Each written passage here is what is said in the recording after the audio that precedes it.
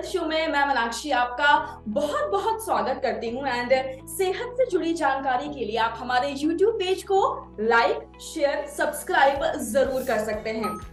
हम सब चाहते हैं एक वेल बैलेंस्ड डाइट लेना, जिसमें प्रॉपर अमाउंट्स ऑफ विटामिन्स हो, मिनरल्स हो, प्रोटीन्स हो, कार्ब्स हो।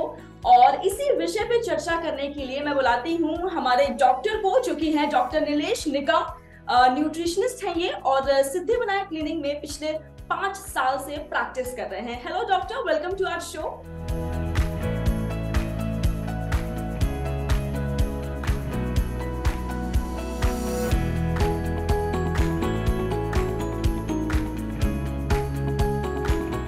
Yes, very good afternoon. Doctor, हम सब ऐसा चाहते हैं कि जो हमारी डाइट है वो बिल्कुल प्रॉपर हो, जिसमें adequate amounts of vitamins and minerals हो।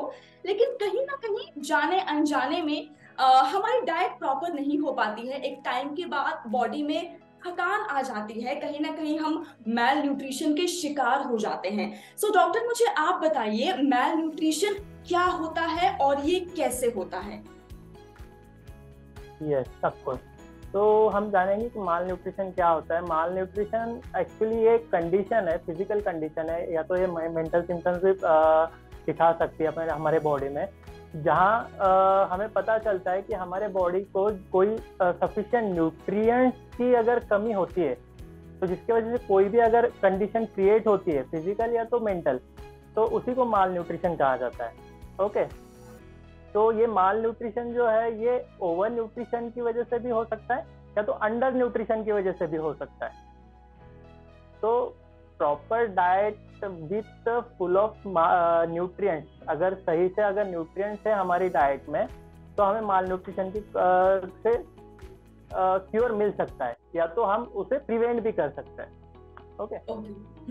ये बहुत अच्छा बताया आपने कि ओवर न्यूट्रिशन की वजह से भी हो सकता है एंड अंडर न्यूट्रिशन की वजह से भी हो सकता है। अच्छा डॉक्टर, आप मुझे ये बताइए कि क्या कोई एज ग्रुप ऐसी होती है जिसपे मैल न्यूट्रिशन ज्यादा देखा गया है? जैसे कि या मेल फीमेल, कुछ भी specific? Yes, according to the WHO, world health organisation के हिसाब से अगर देखा जाए तो 2020 में एक स्टडी किया गया था जिसका सपोर्ट है। ओके, तो फीमेल्स का रेशो बहुत ज्यादा देखा गया है माल न्यूट्रिशन में, जिसके वजह से फीमेल्स ज्यादा सफर करती है कोई भी डिसीज को लेके, like weakness, okay, generalise weakness हो गया, लो हीमोग्लोबिन लेवल्स हो गए, क्योंकि मोस्टली फीमेल्स मंथली 4-5 डेज बहुत लॉस करती है आयरन अपने बॉडी में से during the phase of menses. बिल्कुल। तो जिसकी वजह से आयरन का डेफिशिएंसी बहुत कॉमन होता है फीमेल्स में। तो जिसकी वजह से हीमोग्लोबिन लेवल्स भी ड्रॉप हो जाते हैं, और जिसकी वजह से टायर्डनेस, अनहेल्दी फीलिंग, कंसंट्रेशन नहीं होना अपने काम में, सही से काम नहीं कर पाना, ये सारी चीजों से वुमेन्स बहुत सफर कर सकती है। ओके, तो females are mostly suffer from the malnutrition according to the study. Okay, so फिर मैं कहूंगी कि जितनी भी फीमेल्स ये शो देख रही हैं, देखिए अपना आप खास के ज्यादा ध्यान रखिए। वो जो 5 डेज होते हैं उन पे आपको कहीं ना कहीं उस टाइम भी बहुत सारे न्यूट्रिएंट्स जरूर अपनी डाइट में शामिल करने चाहिए। वेल डॉक्टर, मुझे एक बात बताइए कि जो मैल न्यूट्रिशन है इसके सिम्टम्स क्या होते हैं? क्या बॉडी में थकान हो जाती है, या फिर बॉडी के अलग अलग ऑर्गन्स में पेन हो सकता है, या एक लेथार्जिक वाली फीलिंग हमें आती है? क्या सिम्टम्स होते हैं? कैसे पता चलता है कि मैल न्यूट्रिशन की तरफ हम बढ़ रहे हैं? देखिए, माल न्यूट्रिशन के n नंबर ऑफ सिम्टम्स हमें देखे जा सकते हैं, जिसका कोई काउंटिंग ही नहीं है। जैसे कोई अगर इन्फेक्शन होता रहता है तो एक लिमिटेड सिम्टम्स हमें पता चलते हैं, जैसे फीवर होता है, बॉडी एक होता है। अगर वायरल इन्फेक्शन भी हो जाता है तो just we feel weakness, and आपको फीवर का कंप्लेंट होता है, आपको थोड़ा टायर्डनेस का कंप्लेंट होता है। पर माल न्यूट्रिशन में n नंबर ऑफ सिम्टम्स देखे जाते हैं। ओके, जैसे मेंटल सिम्टम्स भी देखे जाते हैं, जैसे फिजिकल, अगर आप फिजिकली फिट भी दिख रहे हो तो भी आप मेंटल सिम्टम्स से सफर कर सकते हो अगर माल नरिश्ड हो तो। अगर आप मेंटली स्टेबल हो पर फिर भी अगर आप फिजिकली भी वीकनेस या टायर्डनेस ये सब चीजें देख सकते हो। आपके काम में मन नहीं लगना, आपसे कोई हेवी वर्क नहीं हो पाना, या तो आप जो डे टू डे रूटीन करते हो वो प्रॉपर नहीं कर पाना। ओके, मेंटल इरिटेबिलिटी भी देखी जा सकती है। ओके, अगर patient suffering from the obesity तो उनका शुगर लेवल्स भी कंट्रोल में नहीं होता है, जिसकी वजह से इंसुलिन सेंसिटिविटी भी खराब हो सकती है अपने। ओके, और बहुत सारे सिम्टम्स है जो हमें देखे जा सकते हैं। In every disease we are suffering from the some lack of nutrients. Okay, कोई भी डिसीज हो उसमें हमें कोई ना कोई न्यूट्रिएंट्स की कमी पाई जा सकती है। आपने बहुत अच्छा बताया कि ऐसा नहीं कि सिर्फ फिजिकली हम वीक फील करेंगे, कई बार ऐसा होता है अगर हम ठीक से कंसंट्रेशन नहीं कर पा रहे हैं किसी भी तरह से, तो मेंटली भी हमें मैल न्यूट्रिशन कहीं ना कहीं इफेक्ट करता है। अच्छा डॉक्टर, आप ये बताइए इसका ट्रीटमेंट या इसका मैनेजमेंट हम कैसे कर सकते हैं? एडुकेट डाइट से? एडिक्वेट डाइट से भी हम ये सब मैनेज कर सकते हैं। इवन हम प्रिवेंट भी कर सकते हैं बहुत सारी डिसीजेस को।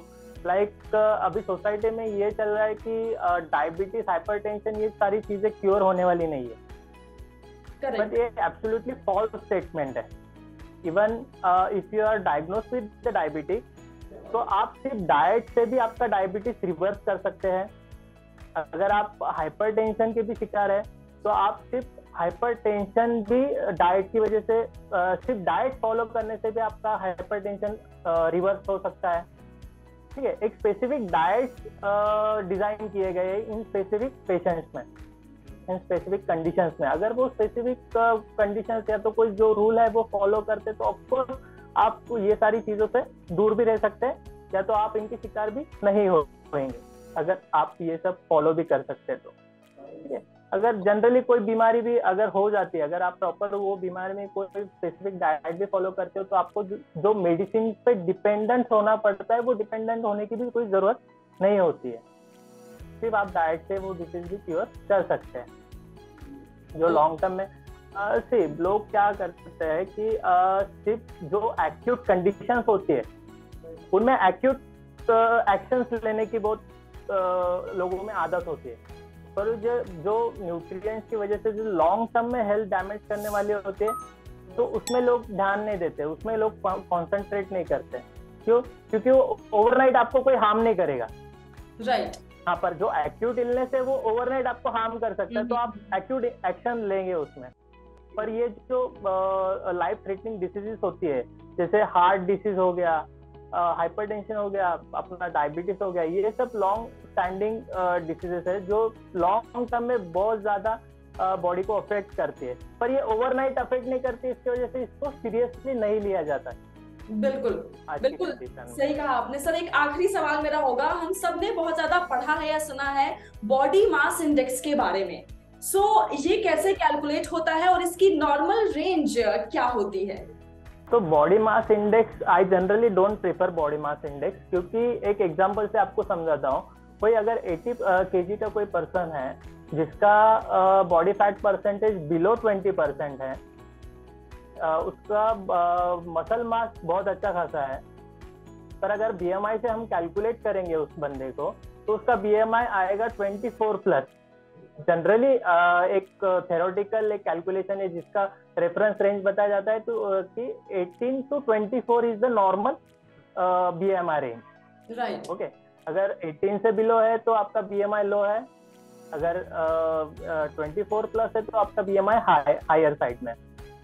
ओके, तो पर्सनली आई बिलीव कि आप बॉडी रिकम्पोजिशन पे फोकस करें, लाइक आपका लीन मसल मास ज्यादा हो और बॉडी फैट परसेंटेज लो हो।